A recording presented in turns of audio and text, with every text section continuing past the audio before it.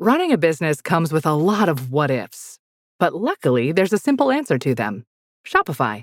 It's the commerce platform behind millions of businesses, including Thrive Cosmetics and Momofuku, and it'll help you with everything you need. From website design and marketing to boosting sales and expanding operations, Shopify can get the job done and make your dream a reality. Turn those what ifs into... Sign up for your $1 per month trial at shopify.com/special offer. Welcome to Ballot Battleground Nevada. I'm your host, Ben Marjat, a reporter at KRNV News 4 in Reno. I'm passionate about making politics in this critical battleground state more digestible to the average voter and pushing past the talking points to press politicians for answers. On this show, we take deep dives into the people, ideas, and debates shaping Silver State politics. There's been a sharp increase in ICE arrests in the first half of 2025, both across the country and right here in the Silver State, as the Trump administration tries to carry out the mass deportations he promised in the campaign. We covered the numbers, the data, and the actual on-the-ground experience of ICE deportations in the last episode. If you haven't listened yet, pause this show and go back. That episode will give you a good primer and some important context for today's conversation. This week, we're hearing both sides of the immigration debate. First up, Athar Haseebullah, the executive director of the ACLU of Nevada, the civil rights organization which has fought back hardest against what they would call the overreach of ICE. A little later, I talked to Bruce Parks, the chair of the Washoe County Republican Party, a strong supporter of the mass deportation agenda. If you think you know where you stand politically on the immigration debate, I do encourage you to still listen to both interviews. It is a cliche because it's in the intro to the show, but I do feel like we were able to push past the talking points in this episode, and I hope you get something out of it. And I'm thrilled now to be joined by Athar Haseebullah, the executive director of the ACLU of Nevada, joining us from Minnesota today, but proud Minnesota today. Silver State leader in the civil rights community. Athar, thank you so much for joining us. We appreciate it. Hey, thanks for having me, Ben. And yes, this is my first time here in Minnesota. It is very, very different than Nevada. The amount of water here is staggering. You just wanted to get a break from the heat for a little bit, I'm sure. Yeah, I wish it was that. You are, impressive bio and resume. I won't go over all of it, but the first person of color to lead the ACLU of Nevada since it was founded, actually, back in 1966. What would you say is what got you into civil rights work? Well, I'm from Nevada, right? That's like a key staple in sort of why I do what I do, because the issues I experience on my own personal end informed my worldview, informed my perspective, it informed my career, most of the decisions I make on a professional and a personal level. And some of those experiences growing up in Nevada were great, but others were actually rooted in pretty significant civil rights violations. And I felt at the time I didn't know who was fighting for me. And I went to college and law school with the hopes of being able to fight for the people who feel like I felt like in many of those moments, whether that was my family going through issues with respect to discrimination based on our religion or our race and ethnicity, or if it was because my dad was sick when I was in high school, ended up passing, but we thought we had great health insurance, didn't end up covering him, so we went into like severe medical debt, weren't able to get treatment access and things like that. And a lot of those experiences that I had are the same experiences that colleagues and friends and others throughout the state of Nevada also face. And so my goal was, hey, how can I help make an impact? What does that end up looking like? And unfortunately, my experiences over the course of time positioned me to be able to do what I do now, which is to fight for the civil liberties and civil rights for all people within the state of Nevada. Let's start kind of broadly. What civil rights and liberties do undocumented immigrants in Nevada have as it pertains to when they're approached by ICE and how they should interact with ICE officers or other federal agents? Yeah, look, there's a few things to remember. And we've done our organization, which does a ton of trainings on different subjects, has sort of led the state Know Your Rights trainings during the pendency of the last year well over 5 dozen. I think we're around 6 dozen right now, statewide. And there's a few basic principles to remember at all times. Just because you're a person who's undocumented doesn't mean that you lack all constitutional protections. It's never been a ruling from any court, never been found to exist in that fashion. It's really important ones. Right to remain silent and protect yourself against self-incrimination remains key, right? Silence. We've never heard of anybody getting in trouble for talking too little to the government. It's generally when people talk too much. The right to be free from an unlawful search and seizure. We're seeing that issue with respect to the Fourth Amendment come up quite often now in terms of the way that ICE is engaging in seizures of people. Folks have the right to counsel in immigration proceedings as well. That's not something that's free in the same way that would be the case if you're accused of a crime or if you're indigent. An attorney will be provided to you. Now, in immigration proceedings, you maintain a right to an attorney, just one won't be provided for you for free. And then finally, which becomes sort of a critical component along the way, but something that few talk about, is the right to an interpreter. And in immigration contexts, that's something that becomes very, very important because we see a lot of immigrants that want to acquiesce and speak English because the immigration officer that's dealing with them at the time speaks English and they think they're accommodating. But the reality is they may end up saying something unknowingly without a full grasp of English if they're fluent in another language and English is not something that they're fluent in. So they maintain the right to an interpreter as well. Those are a few of the big ones. We do these trainings statewide specifically so that folks can understand what those rights look like. One of the biggest areas where that ends up coming up is with respect to warrant issues. Part of why we do the training. Folks don't know the difference between a judicial warrant and an immigration removal warrant or immigration warrant. And those two warrants mean vastly different things. It also means that the government can act specifically in one way with one type of warrant, namely a judicial warrant, including oftentimes being able to enter into one's home. But they may not be able to do the same if it's just an immigration warrant, which doesn't necessarily allow them into one's home without the consent of the homeowner or another form of an accident circumstance that might end up existing there. Would you say, the ACLU of Nevada is fundamentally opposed to the policy of mass deportations, or at least deportations that we're seeing at this level currently? Or are you guys just really focusing on the instances where you think people's civil liberties are being violated? Yeah, look, and I appreciate the question because it's nuanced, right? And I think a lot of times what happens, and that's why I love doing podcasts and speaking with you because it gives the opportunity to explain, right? I know sometimes people are going to want to reduce really complex issues into two sentences, and it just can't work that way in that instance, right? There's a couple different things you mentioned. There's deportations, and then simultaneously there's mass deportation efforts, right? Deportations can have their own set of considerations, and what we generally look for in those instances are whether or not there was an actual violation of the law, including violations of the Fourth Amendment when it came to a poor stop, right? Or an unwilling, coerced sort of reprieval of one's ability to stay in the country by signing away a voluntary removal notice or voluntary deportation notice. So we, in those instances, look for instances in which a Fourth Amendment violation may have occurred.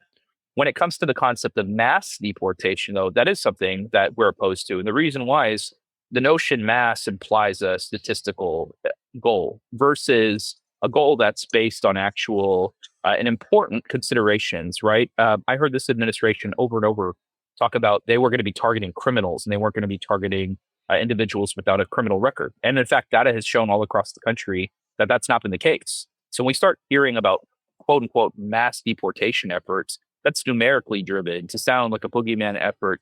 And normally when you engage in efforts or the government engages in efforts to do anything, whether that's mass immigration or mass deportation efforts, I should say, whether that's mass incarceration, whether that's mass layoffs, mass normally doesn't imply anything good when the government's doing it. I've never seen them say, we're giving, even when they say massive tax breaks, generally those are for wealthy corporations. I haven't really heard about mass efforts to give people a whole lot of money back or mass efforts to improve teacher compensation, right? It generally implies a pejorative here. So the reason why we don't like that term, and generally I say I oppose the effort, is because it's there's no specificity to it. It's a large political sort of piece of rhetoric that politicians use, but which really undercut the notion that they're doing this on an individualized basis.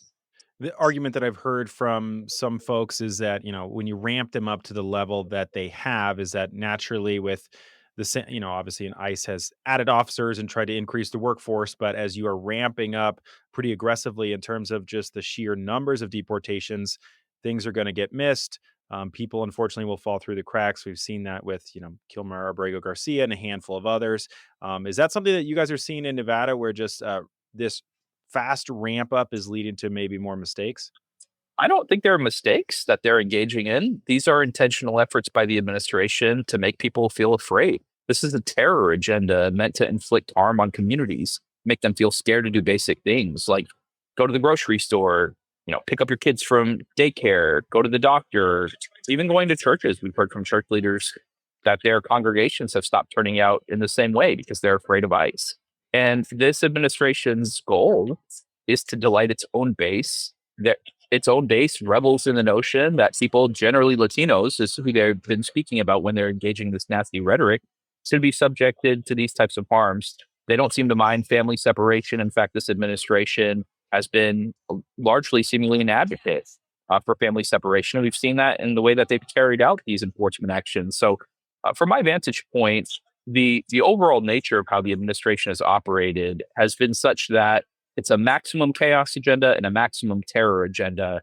And I don't think that they have any sort of interest in complying with the historical principles of how the Fourth Amendment and immigration proceedings and immigration removals have happened. And I say that as somebody who's already been critical of pre-existing systems. Hmm. Walk me through maybe the places where ICE can and can't go in Nevada, the places that are considered off limits. And there were some efforts in the last legislative session to kind of expand those areas and where those ended up. Yeah, look, the ways that immigration enforcement can happen are quite vast. But when we're talking about sort of in the general context of what we're experiencing in Nevada, we're actually seeing it largely historically. It's been largely done in two ways, and that includes since the start of this year. We've seen this happen really immediately outside of people's residence, which is the most commonplace way initially, historically, that a lot of this was being done. But secondarily, because folks have done so many of these Know Your Rights trainings and they're familiar with their rights, including warrants rights, we have seen them come back and now wait outside of individuals' residences and engage in enforcement there. So the moment that a homeowner or a resident ends up leaving their home, they may be pulled over by an unmarked vehicle. ICE has been working in Nevada as part of a joint effort alongside the FBI, Customs and Border Patrol, the U.S. Marshals, ICE itself, and ATF and the DEA. Those agencies have formed this aggregated HSI task force, which has been engaged in these efforts. I'm assuming they're also engaging in data sharing, which is a key part of this entire process. But because of that, they've equipped and boosted their manpower. And what's been happening is they've been living outside of these residents and largely been engaging in efforts there. Now, the second question you asked was like how they may go about it and what's off limits. The reality is that there's not a ton of places that are off limits because the sensitive locations doctrine, which precluded enforcement in certain places, was actually rescinded by the Trump administration in January of 2025. That previously precluded against immigration enforcement at healthcare settings, at places of worship, and at schools.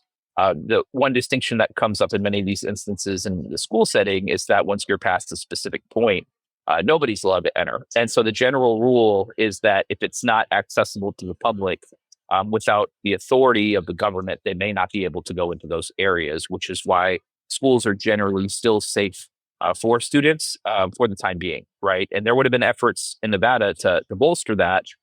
But my understanding from the governor's office was they vetoed that bill without really too much thought, in my opinion, that went into it. From our vantage point, protecting students against any type of terror, whether that's from ICE or whether it's from people who seek to engage in harm, remains critical. All these institutions are valuable. And so we really need to take steps as a state to help mitigate against those harms that we're seeing happen nationally and in many of our neighboring states as well.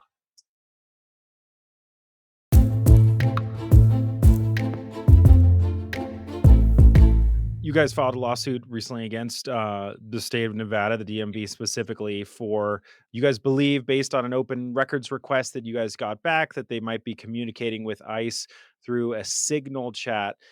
Just kind of walk our listeners through how you guys learned that with the public records request and why you felt it was important to actually take ICE to court, or excuse me, the Nevada DMV to court.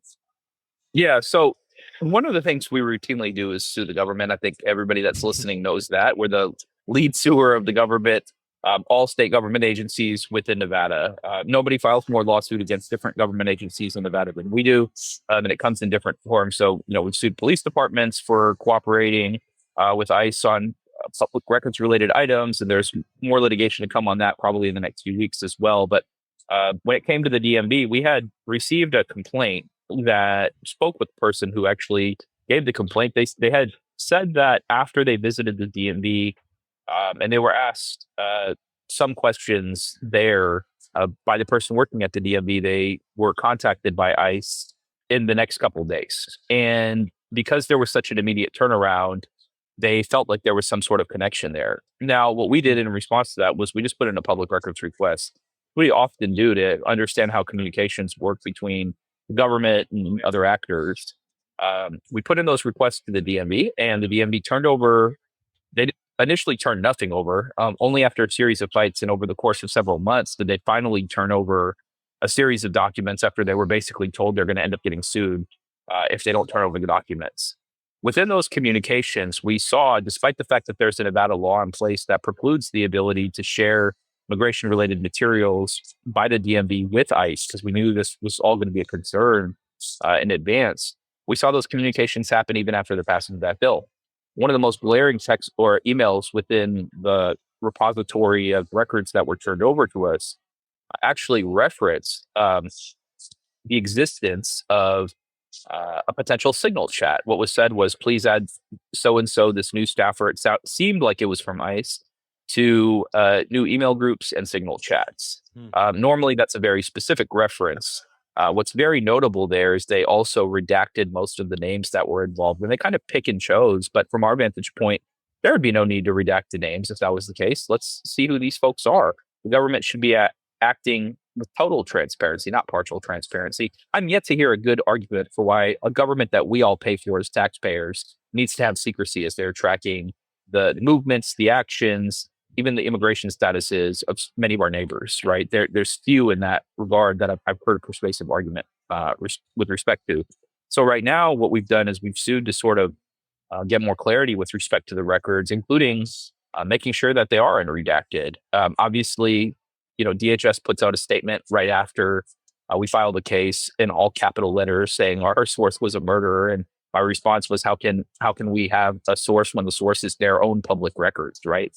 It demonstrates the level of competency we're dealing with this administration, which is very, very low. We have seen Democratic and Republican administrations. I don't know that I've seen an administration quite this incompetent. They have appointed a lot of incompetent people into positions of leadership, which many of us are aware of. But when we start hearing statements like this that sort of lack basic competency, it really puts things into perspective.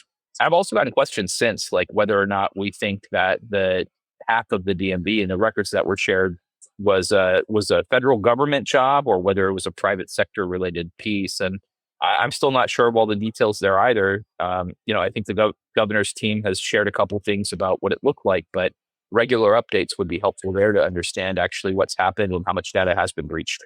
Any other lawsuits that you guys have filed against ICE or pertaining to this issue specifically? You guys have been very active Oh in this yeah, space. we have a bunch. So since the beginning of the year, it's been nationally. There's like over 150 cases against ICE, and in Nevada, I can give you some of the highlights. We co-counsel with the the Immigration Clinic to challenge the Alien Enemies Act proclamation of an individual that was subject to removal. We've obviously sued the DMV on their records, and that's going to be ongoing. Transparency should be something that everybody in the state agrees with, period, regardless of where they stand, even on immigration issues. You could be totally, for instance, you could be somebody who's totally anti-immigrant and still believe in full government transparency, right? Like they're not mutually exclusive in that regard.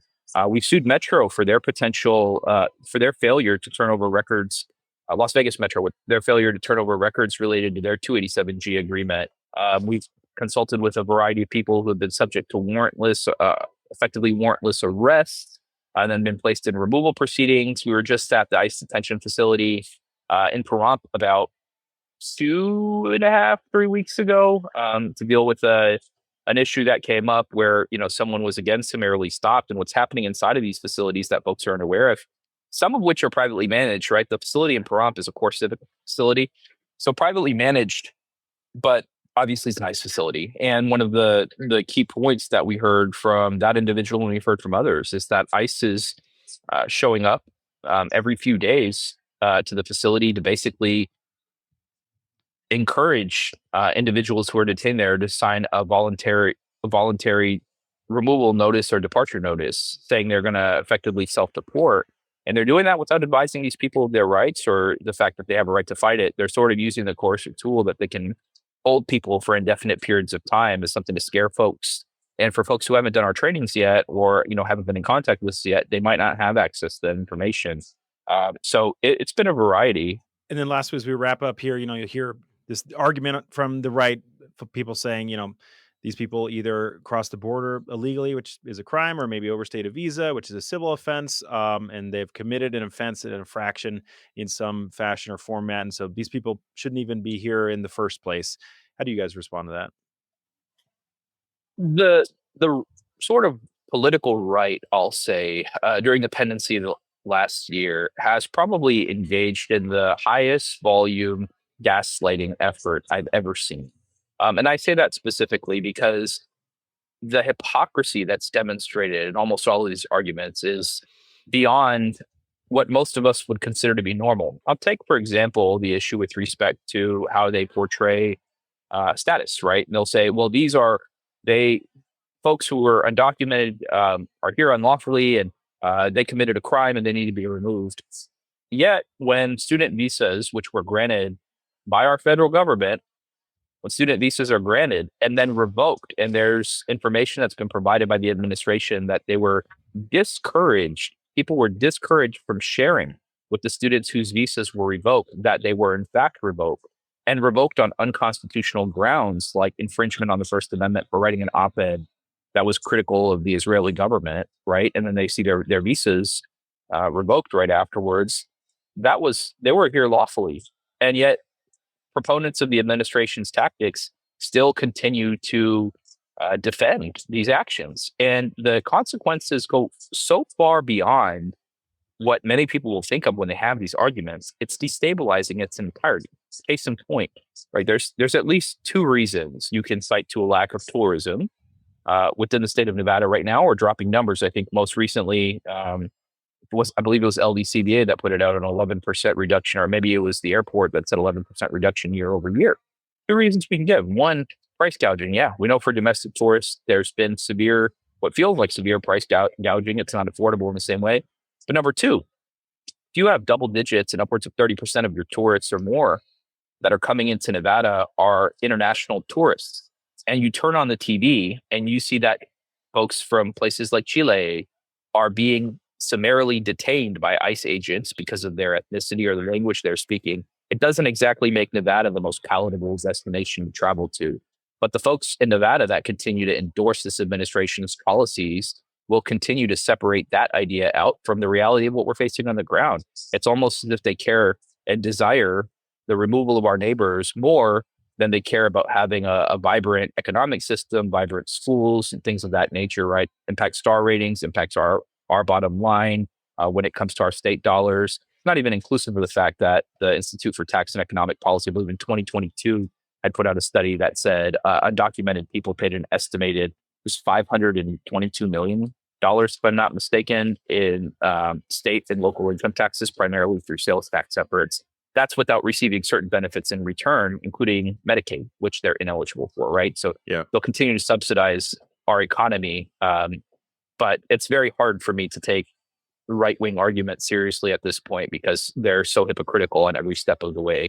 If they truly cared about protecting children, they'd be doing more to advocate for the release of the Epstein files, but instead they're targeting undocumented kids. All right. Athar Haseebullah, Executive Director of the ACLU of Nevada. Thank you so much for joining us on Battleground Nevada. We will stay tuned as you guys are going to be probably in the news quite a bit, I would anticipate, over the next couple of years. Yep. You'll see us soon. I appreciate you, Ben. Thanks. Talk to you soon. Athar. Talk to you later.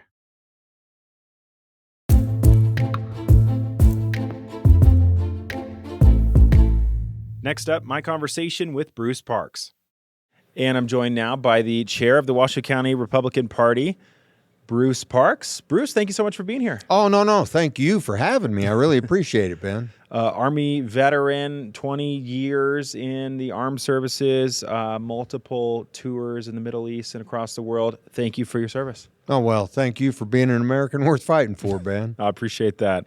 So you've been in this role as chair of the Washoe County Republican Party since 2021. You guys have been much more active since you've taken over in that role. I don't even remember interviewing the Washoe County Republican Party chair prior to that, but you guys have taken a very active role. Today, though, we're talking about mass deportations, something that you guys support. How come? Well, first of all, are we a nation of laws or are we not?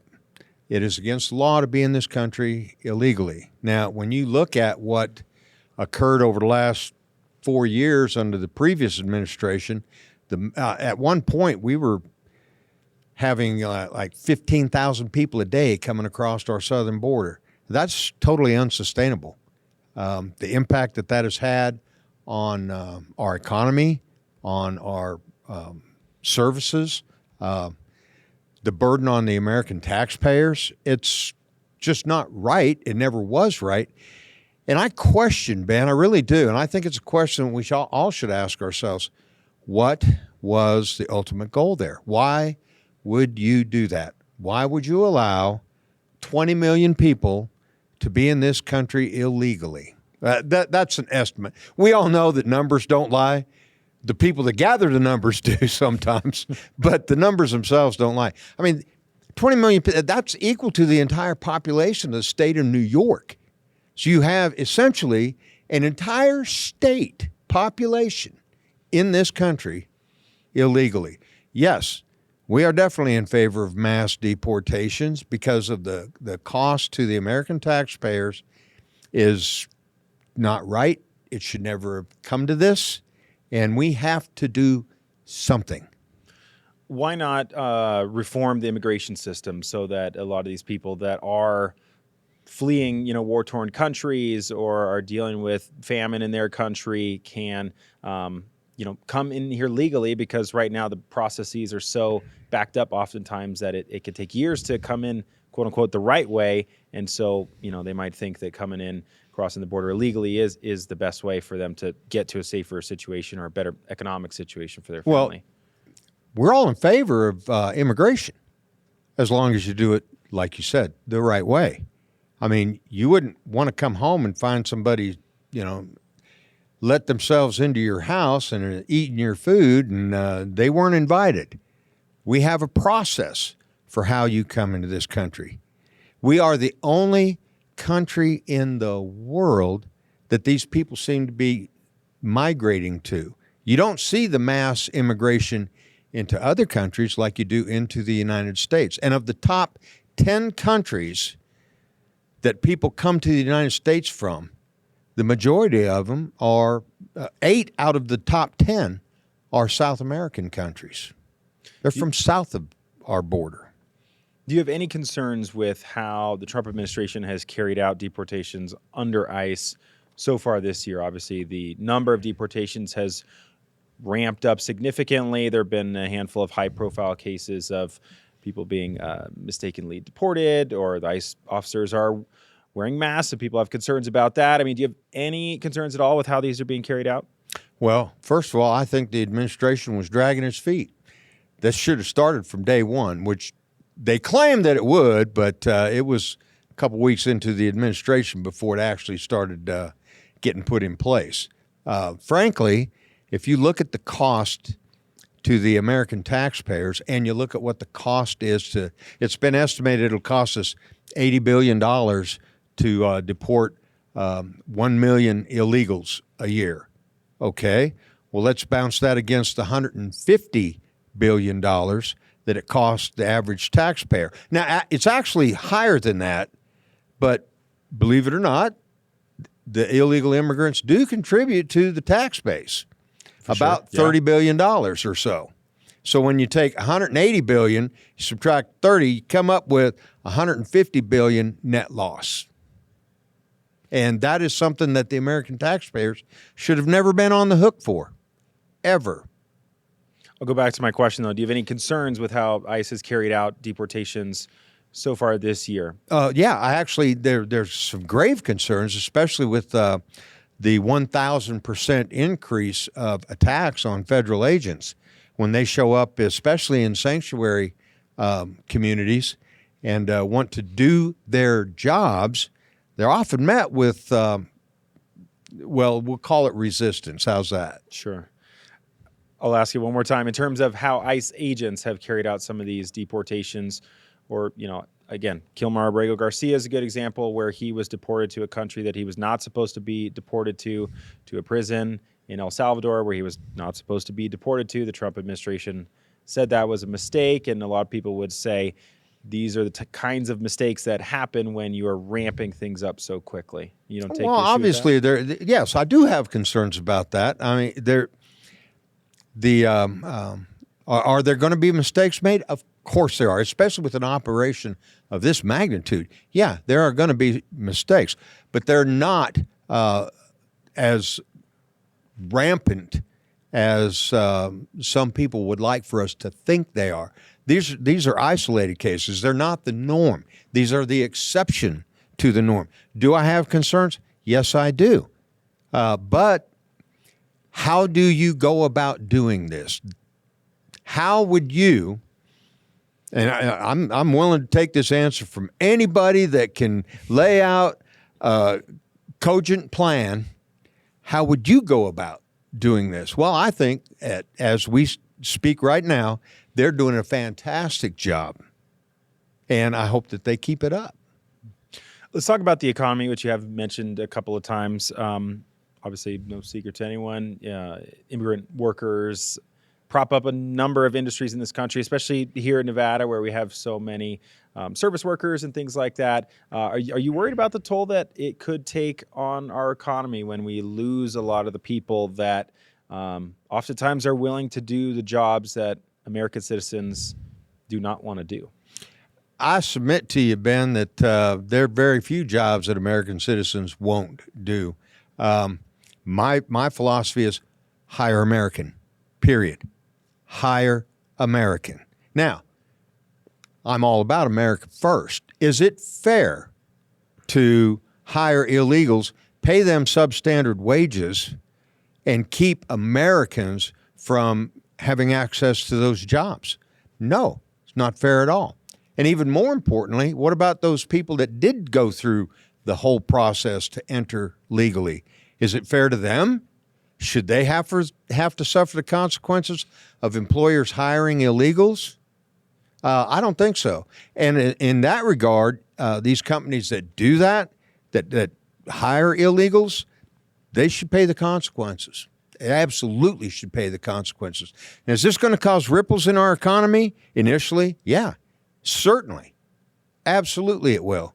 But if you look at the industries that the illegals normally flock to, those are not industries that Americans would reject. I mean, like, let's say the agriculture, less so in Nevada, but certainly, Arizona, California, in our southern states, agriculture. Absolutely. People picking produce, Absolutely. And if Americans don't want to do that, hey, not a problem. We have this little program called the H-2A program, temporary visas for agricultural workers. They're readily available, and there's a process. And the farmers that want to hire migrant workers to work their fields, there you go. There's the program for that. Don't go out and hire a bunch of illegals, pay them substandard wages, and then don't provide for any of the other necessities that come along with having an employee. Do it right. A lot of the campaign rhetoric was focused, obviously, on deporting people that have committed crimes, gang members, murderers, rapists, etc. The data doesn't necessarily back that up. Obviously, criminals make up a share of the deportees, but there are a lot of people that don't have a criminal record or their criminal charges are pending. Do you believe ICE should be deporting all of those people? Well, I'm sure that in the process of tracking down the criminal elements, which, by the way, I have to make sure that we all understand. If you are in this country illegally, you are a criminal. There's no distinct. I mean, if you overstay a visa, it's just a civil infraction. Absolutely. a civil infraction is still against the law. We have laws that have to be obeyed. It doesn't matter who you are. I mean, if I decide to go 50 miles an hour down Vassar Street outside your studios here, there's consequences for that. And there should be. But for these people that are here, again, I go back to, what about those folks that did it the right way? Is it fair to them? Now, a crime is a crime. If I go in to the bank and I rob the bank, should I be prosecuted for that? Of course. Nobody would argue that. It's a crime. Now, it doesn't matter my circumstances. If I rob that bank because I can't get a job and I need to feed my family, that is absolutely irrelevant. If you came here from one of these countries that have a communist dictator like Venezuela, here's an idea, and I'm just spitballing here. Fix your own country. That's what we did 250 years ago or so. We said, hey, this is not right, and we're going to fix it. And we kicked the tyrants out. They can do the same. What do you want to see at the end of this? Where does this go? What I would ideally like to see is, in fact, some immigration reform. I think that there is plenty of room for some changes within the immigration system. Now, I'm not advocating for mass amnesty or anything like that. No, not at all. Absolutely not. That would, again, you're talking about 20 million people or more. We don't know the exact number, but how would our economy be able to sustain that? We have an entire generation of young people right now that may never know the American dream of home ownership. And part of it is because of the situation here with immigration. It's not right. Bruce Parks, the chair of the Washoe County Republican Party. Appreciate getting to talk with you today. Thank you very much, and I'm sure we'll be talking many more times between now and the midterms. I certainly hope so, Ben. And once again, thank you so very much for having me here. I greatly appreciate it. Thank you.